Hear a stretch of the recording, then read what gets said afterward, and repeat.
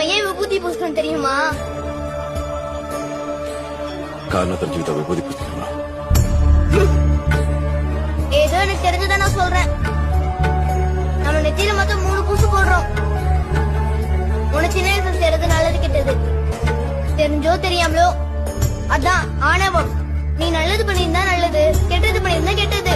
ஆமா, பூச நீ முன்ன செஞ்சல, அதோட பலன். கெட்டது பண்ணிருந்தா கெட்டது, நல்லது பண்ணிருந்தா நல்லது.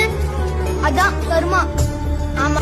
3வது, இது எல்லாத்தையும் நம்ம உணர்றது. இது எல்லாத்தையும் நம்ம அனுபவிச்சதுக்கு அப்புறம் ஒரு ஓய்வு வரும். சுத்தி பார்த்தா எதுவும் நம்ம கூட இருக்காது. அப்பதான் புரியும் இதெல்லாம் மாயைன்னு. நல்லதோ கெட்டதோ இங்க உனக்கு புரிஞ்சிடும். நீ எதுவுமே இல்லைன்னு, எல்லாமே மாயை.